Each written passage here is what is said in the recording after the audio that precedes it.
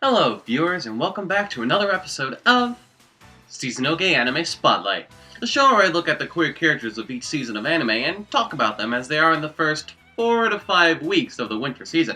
As always, we've got a lot to get through this episode, so let's not waste any time and get right to it. Let's start off with Sayaka Igarashi from Kakegururi Compulsive Gambler Season 2. Maybe. I think. So, to try to explain this in a way that will make sense, I suppose I'll start by saying that the first season of Kakegururi anime had an original ending that was different from the manga. It featured our main lead Yumiko finally getting to gamble against the student council president, Kirai Momobami. Ryota gets mixed in and the game ends in a draw. The two promise to gamble again soon. This never happens in the manga. What does happen is that Sayaka, who has a crush on Kirai, challenges Yumiko to a gamble so that Yumiko will stop trying to pursue Kirai. Yumiko ends up winning, leaving Sayaka distraught. However, Kirai, in her own twisted way, promises her that she'll always want Sayaka to stay by her side. Now, judging by one of the posters for the second season, I thought that this gamble would be how the second season would begin. But instead, it starts with the election arc that takes place after Yumiko and Sayaka's duel in the manga, so I honestly don't know if this gamble, plus Sayaka's confession, will take place during the second season or not. The only reason I think it might be is because, again, this poster from the second season, which is from the manga panel of the promise and the confession. I'll have to wait till next episode of Seasonal Anime Spotlight to confirm if this happens or not. Next up is Kirimi from Magical Girl Spec Ops, Asuka. From what we've seen of Kirimi so far in the anime, she seems to have a secret crush on main character Asuka, but one that always feels like it's bordering on unhealthy at times. She continually asks Asuka to protect her, even though Asuka doesn't want to be a magical girl anymore, and Kirimi hates Asuka a little bit for this, because it was Asuka who convinced Kirimi to become a magical girl when they were in middle school together. Even though Kirimi doesn't try to get between Asuka and her new school friends, she does clench her jaw and gets a little small frown on her face whenever they are around, like she considers them more of an annoyance and hindrance than people that she could become friends with. Kirimi does everything she can to insert herself in Asuka's life, away from her being an ex-magical girl. She transfers into Asuka's new school and won't let her be alone with her two new friends, Nozomi and Sayako. It definitely seems like Kirimi wants Asuka to become a magical girl again permanently, and is just one scene close to becoming a predatory lesbian. But I'd be lying if I didn't say that I found Kirimi's character a little interesting. I don't know, we'll have to see what becomes of Kirimi as the episodes go on. Will she step away from this unhealthy attachment, or will she become another stereotypical predatory lesbian character?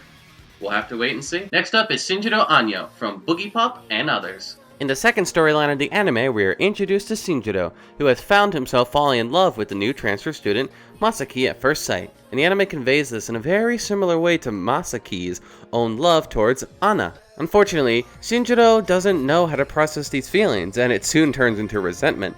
And while he does seem to stalk Masaki around, these feelings are highly relatable. Already, Shinjiro's character feels sympathetic and realistic, especially if you were a queer teenager growing up. However, Shinjiro eventually runs into the villain of the storyline, Spooky E, who zaps his memories in order to make Shinjiro a new agent for the Toya organization, which causes Shinjiro to forget about his love for Masaki.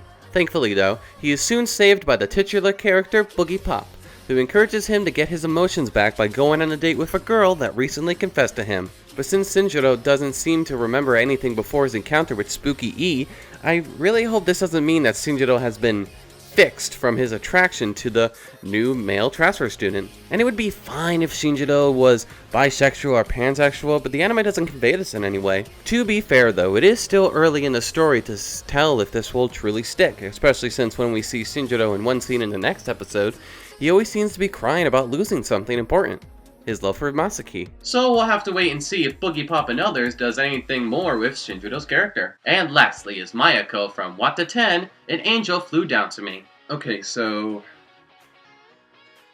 how to start off with this anime? So, Wata 10 is basically about a shy college student, Mayako, who falls in love with her younger sister's friend, Hana. Hana is 10 years old. Yep. And Mayako, because of Hana's cuteness, wants to dress Hana in cosplay in exchange for snacks. Throughout the first episode, because I refuse to watch any more than that, the anime shows Hana being totally creeped out by Mayako's advances and Mayako blushing over Hana's cuteness. Now, to the anime's credit, it tries to play this off for laughs, not saying that Mayako's crush towards Hana is really real. But no, it definitely is. Mayako has a weird obsession with this 5th grader, plus the fact that the original manga is published in a Yuri magazine. God damn it, I thought we were doing better with Yuri anime after Blooming to You. And since this isn't like Happy Sugar Life, which made it abundantly clear that the central relationship in that anime was fucked up beyond all measures, this one plays it for laughs. And I really don't like it. This is one Yuri anime that I won't be watching any more of. Now let's move on to our next segment, recap of last season. The part of the show where I look at the queer anime of last season and talk about whether their characters ended nicely or badly. But that does mean that there are spoilers ahead. You have been warned. Let's start off with Char and Rex from Boarding School Juliet. First, let's talk about Princess Char. While nothing changes in Char's unrequited love towards Persia, she does grow as the anime goes on. While first she loved to get between Inuzuka and Persia's relationship out of jealousy, as time goes on and she continues to see the love that the two of them share for each other, she finds herself helping the two of them out. Whether it's helping Inuzuka pick out a present for Persia's birthday, getting Scott out of the way due to his obsessive love towards Persia, or helping the two of them so that Inuzuka and Persia can get some alone time together without anyone discovering their secret. Though in the last episode, she tells herself that she'll still continue to fight for her love. In the end, while Char is an entertaining character, she doesn't truly evolve from the best friend lesbian character who has a crush on the main female protagonist. Maybe if they gave her a female character to flirt or fall in love with, like Hazuki, that would have given her more depth. But as is, Char was my favorite character of the anime. The other queer character that we were only introduced to in this last episode was Rex. Rex is a very muscular man who has an obsession with being both strong and cute at the same time. He initially started dressing a poofy dress and using a frilly umbrella in order to better relate to the female students of the White Cat House, as he is a prefect, but as time went on, he found that he enjoyed dressing up like this. He does not tolerate those who make fun of his appearance and has great respect for those who live up to his beliefs. It's a shame that Rex was only fully introduced in the final episode because he's a fun character that I want to know more about. But as is, he's an enjoyable character who will beat anyone up who makes fun of his cross-dressing. Next up is Eigen Akano from Golden Kamuy. Like I predicted in my previous episode of Seasonal Gay Anime Spotlight, Kano wasn't in this second season all that much, mostly just relegated to the background while not participating that much in the action, only doing stuff like cooking for the group or providing support for Usuyama. Though in the last episode, when Sugimoto is grazed in the head by a bullet, Kano is able to use her skills as a brain surgeon to help Sugimoto's recovery. Though a joke about Kano possibly eating a small part of Sugimoto's brain doesn't help. In the end, I was thankful that Kano was kept in the background for the majority of the anime because all she truly is an offensive character for the transgender community in what is otherwise a enjoyable anime. Next up is Toro Mutsuki from Tokyo Ghoul Rei. To talk about the problems with Mutsuki and his representation as a gay trans man, we'll have to split up this part into two sections. The first section is like with the rest of Tokyo Ghoul Rei, the anime tries to condense 179 manga chapters into only 24 anime episodes, which just isn't possible without a lot of sacrifices. One of these sacrifices is the exclusion of a lot of character details and plot points that are important to the overall story.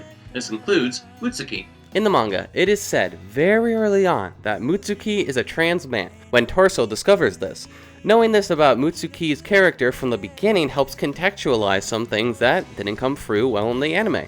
Like Torso's obsession with Mutsuki and why Mutsuki was uncomfortable with dressing as a woman with the rest of his squad for infiltration. It's also nice to see a trans man character be respected by his coworkers, who don't think any differently towards him.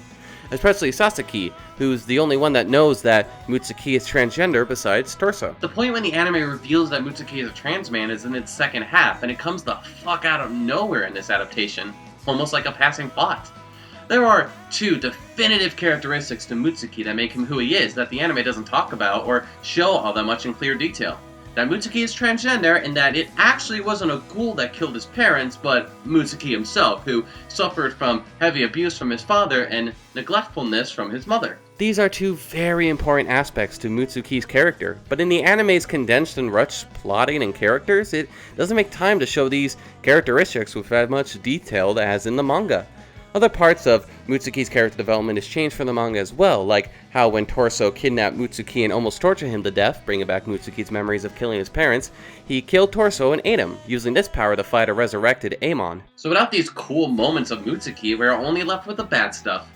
Speaking of which, let's talk about the moments of Mutsuki that don't work that the manga actually did adapt from the manga. After his traumatic experience with Torso and learning that Satsuki, the one he loved, had become someone else, Kaneki, and had left to join the side of the ghouls, Mutsuki kinda goes crazy for a little while. He begins to harbor a weird obsession towards Kaneki, mirroring Torso's obsession with Mutsuki, and even tries to kill Toka, who he's jealous of and anyone that Kaneki cares about, so he'll go back to being Sasaki again. This, of course, falling to the stereotype of the predatory gay character, but thankfully he doesn't become this for too long. After main villain Furuta transforms Kaneki into a dragon-like ghoul, Mutsuki figures out that he's been manipulated by Furuta, which makes him begin to self-loathe himself. He even attacks his own squad in the hopes that they'll end up killing him, but his teammates love him too much and do everything they can in order to comfort him and save him. In the context of the anime, this is actually one of the most powerful and emotional scenes of the show. But again, without the many characteristics that were missing from the anime since the beginning, Mutsuki's whole arc doesn't really become anything other than having been manipulated because of his feelings, and it contains the original manga's author's pattern of treating his queer characters with sensationalism instead of sympathy. But Mutsuki and him being transgender isn't written as anything meaningful, and sometimes falls into offensive stereotype territory. Mutsuki even admits that one of the reasons he resents himself is because of his feelings towards Kaneki, because they make him become too disgracefully female. Now this is of course bullshit, as there are tons of gay trans men in the world, but Tokyo Ghoul Rei doesn't convey this well. And that basically sums up Mutsuki's treatment in the anime. It doesn't convey the necessary elements from the manga to make Mutsuki a full-fledged character. And the stuff it does take from the manga only show a character that isn't always treated respectively by the people who created him. Next up is Ash, Eiji, Dino, Fox, and Lee from Banana Fish. Oh boy, this one is really hard to talk about. But let's start positively with our two main leads, Ash and Eiji. It's said that Ash and Eiji were two of the first gay male characters in popular manga that influenced gay characters in future yaoi and BL anime. The two of them are super close and always look out for each other and bring out the best of each other. These two only feel truly happy when they are together, and even though we only get one kiss in episode 3, their body language, chemistry, and overall dedication really shows the love that the two share for each other. Though honestly, I do wish that Studio Mappa would have updated some scenes to give more intimacy between the two when compared to the original manga. But for what we got, I think it's fine. What's not fine, or good at all, is our three queer villains. First up is Dino, the main antagonist. He kidnapped Ash at a young age and turned him into a child prostitute, for himself as well. He is always lusting after Ash and wants him all to himself. Fox is a military guy that also wants Ash, actually raping him in episode 20. And Lee, though the most complex and interesting of the villains, is super feminine in his appearance and expression, unfortunately making him a villainous crossdresser. The queer representation in Banana Fish is 50-50. Its main protagonists have a loving and influential relationship, but the villains are all rapists and stereotypical. Other gay stuff in Banana Fish are super outdated as well. In the end though, in terms of queer representation in Banana Fish, I love half of it, and I hate the other half. Next up is my beautiful and precious daughter, Lily from Zombieland Saga. Lily is actually a character that I didn't care too much about in the beginning. I thought that she was just a child character, only there to act cute and stuff. But then her feature episode rolled around and everything I thought about her had changed. It all starts when at a meet and greet, Lily's father recognizes his daughter and tries to approach her. The other girls, not knowing who he is, get him to go away. Later on, Lily reveals the fact to Sakura and later the other girls that she was born biologically male. But when she was younger, she knew that she was actually a girl. The way that she died is that when she found the hair growing on her face, she died of shock. That is so over the top and yet so relatable. Lily even says that she's glad she's a zombie now, so that she'll never have to grow up. The other girls, though surprised at first in getting a strict lesson from Kotaro, still accept Lily for who she is, saying that she'll always be a member of the idol group, and even comment on how cute Lily looks when she's sleeping. Later on, the other girls invite Lily's father to a performance as Lily leads a song that says how much she loves her father and the time that they once spent together. Not only was this development surprising, it's just also really good representation. Lily is a young trans girl and all the other characters respect her. They don't talk to her differently, look at her differently, or treat her differently. She's Lily, and that's never going to change. She's an adorable little girl, and even though the fact that she's transgender is never brought up again after this episode, it's still a very progressive character. Lily is my trans daughter, and I love her. And if anyone in the comments call her a trap, dead names her, or says anything pedophilic about her, I will find you. And I will kill you. Next up is Akari, Ellie, Hinata, and Sakuya from Miss Vampire Who Lives in My Neighborhood. In terms of Akari, Ellie, and Hinata, nothing about them and their queerness really changes throughout the entire series. The only thing that we learn is that Ellie not only loves Sophie, but she also fantasizes about drinking the blood of young women. Akari still adores Sophie, and Hinata still has a secret crush on her best friend Akari. However, we did get a new development on one of the minor characters, Sakuya. Turns out that Sakuya has a crush on her best friend Yu, though Yu is completely oblivious to this. The two of them are always together, and when Yu invites Sakuya to her house for New Year's alone, Sakuya gets really flustered and embarrassed. In the end, the queerness in Miss Vampire Who Lives in My Neighborhood is just pure fluff with no real substance to it. But I do enjoy fluff from time to time, and it helps that the characters in this anime are cute and lovable. Next up, let's check back in with Anri from Hokuto Pure Cure. We've talked about supporting character Hinuli previously on Seasonal Gay Anime Spotlight, but for a recap, in the 19th episode of the new series of Pure Cure, we got to see more of the cross-dressing character Hinri, who doesn't take anyone's shit in making fun of his more feminine expression and his wearing of a dress. One of the messages in that episode was that boys can be princesses too. He's a character whose gender is fluid and is very progressive for a kids anime. Something cool that happened as the anime went on that I love is that Misato, who previously bullied Hinri for his feminine expression, has seen how wrong he was and had become close friends with Hinri, even helping Hinri recover after he gets in a serious accident. A bully character learning that he's been wrong and making peace with those that he had hurt is something that I love seeing. Fast forward to episode 42 and Hinari officially becomes this long-running Magical Girl franchise's first ever Magical Boy. Having gotten in a car accident, Hinari's foot is seriously damaged, and Hinari is fearful that his ice skating career might be over forever. This causes Hinari to fall into despair, which the villains use to create the Monster of the Week. But after being cheered on and comforted by his friends and seeing how his despair is affecting his fans, he is able to break free of his despair. And along with the power of our heroes, Hinari is able to turn into a magical boy, Cure Infinity, and helps the girls defeat the Monster of the Week. What's great about Hinari's transformation into a magical boy is that it's played completely straight and the transformation is treated like the girls' transformations. It isn't played for laughs or parody like in Magical Girl Ole or Cute High Earth Defense Club Love, and it isn't a case of the boy literally getting a female body in the transformation like in Magical Girl Raising Project. It is a pure magical boy form and nothing else. And Cure Infinity's outfit perfectly envelops Hinari's personality and expression, being both feminine and flamboyant. With the monster defeated, Hinari does transform back, but gains courage to face the future and whatever may happen to it. We then see Hinari spend his time recovering by helping Homare with her ice skating and hanging out with everyone at the Christmas party.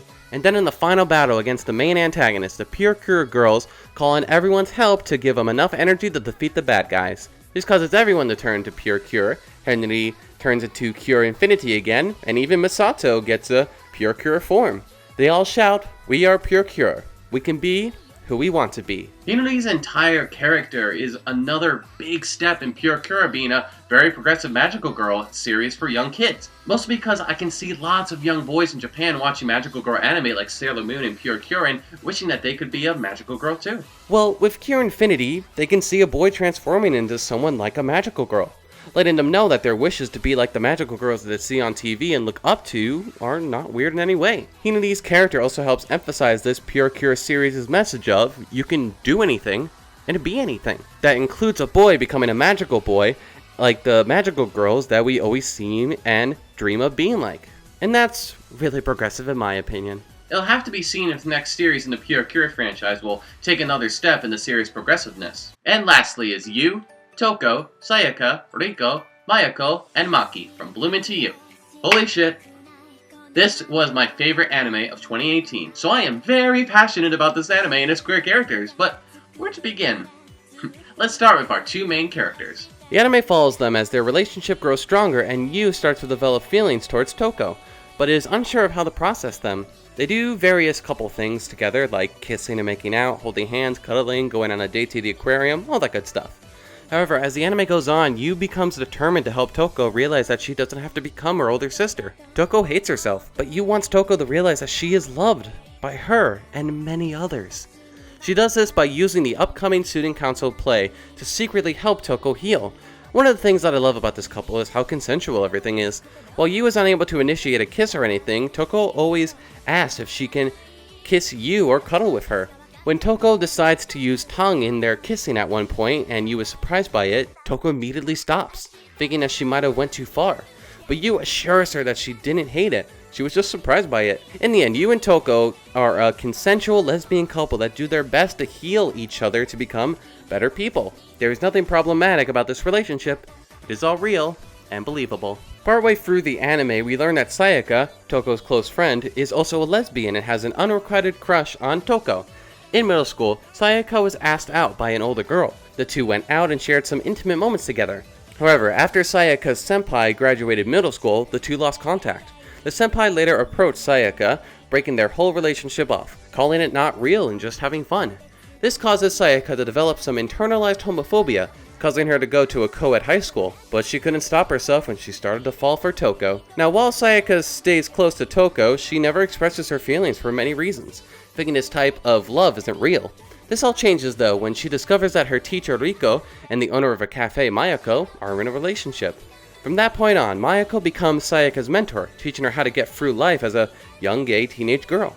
This allows Sayaka to gain more self-confidence in herself and her sexuality, so that when Sayaka runs into her senpai again, she is proudly able to exclaim who she is and that being gay is 100% normal. Sayaka, you fucking rock, girl. Break down that class S genre. Speaking of Riko and Mayako, it's actually rare seeing an older lesbian couple, Riko being bisexual, in a Yuri anime. Usually that role, the mentors, is reserved for the upperclassmen of the main characters. With the tomboyish Miyako and the feminine Riko, they make a pretty cute couple. Miyako always teases her girlfriend, like showing up at the sports festival to see Riko get last place in the teacher's race. Every scene that shows the two of them makes me beg for a spin-off anime starring the two of them. There's even some complexity with Riko, as it's hinted that she might have a little internalized homophobia of her own. She wants to keep her relationship with Miyako a secret and gets worried that her students might find out by visiting the cafe a lot. In the last episode, when Miyako asks Riko if she likes men or women better, Riko replies that she really isn't interested that much in women, but says that Miyako is an exception. It's an interesting complexity that is hinted at and one that I would love to see explored more. Plus, Mayako and Riko being in an adult relationship is helpful for both the character of Sayaka and the audience itself. With these two characters, the anime is saying that relationships and troubles that our main leads are going through are completely normal and can work in the future. By having an adult queer couple in the anime, Bloom Into You tells us that there's nothing wrong with being gay, and you will be loved because of it when you get older. And the last queer character to talk about in Bloom Into You is Maki, being one of the very rare examples of an asexual character that I've ever seen in media. Maki straight up tells Yu at one point, when discovering Yu and Toko kissing, that he isn't interested in getting into a relationship. It's just not his thing. Maki would rather watch a relationship develop and see the many twists and turns that it can take. He becomes interested in Yu and Toko's relationship, calling it the most exciting one he's ever seen. As I mentioned before, I really don't see many asexual representation in TV shows, movies, or any other form of media. So Maki, and Yu as well, being asexual, with Yu being homoromantic, makes Bloom Into You very unique in its representation. In the end, the queer representation of Bloom Into You is both unique and very realistic. And now we reached our last segment of the show, Shadow's Heterosexual Pick. The part of the show where I pick an anime that may not have any queer characters in it, but is still pretty good. And this season's pick is Dororo. A more darker and serious retelling of the original 60s manga written by the guy who brought us classics like Astro Boy, Kim of the Right Line, and my personal favorite, Princess Knight, this anime is gearing up to be one of the best of the winter season. I love how quiet the anime can be, and how atmospheric the darkness can envelop the entire mood of each episode. The animation is perfect, giving the environments a grainy and old feeling to them, updating the original manga artwork while still keeping true to the original, and giving us some tense and exhilarating fight scenes. And I love the characters that we've been introduced to so far, especially the titular character of Dororo, who is a lot of fun. I also like the structure of the anime, giving us independent and standalone episodes while also developing the main storyline a little bit each episode. Dororo is looking to be a classic anime, and I can't wait to see where it takes me next. So that's the end of the episode. It was a pretty long one this time around, but I hope you guys still enjoyed it. If you did, like and comment anything that you want to say, and don't forget to subscribe if you want to see more. Catch you later.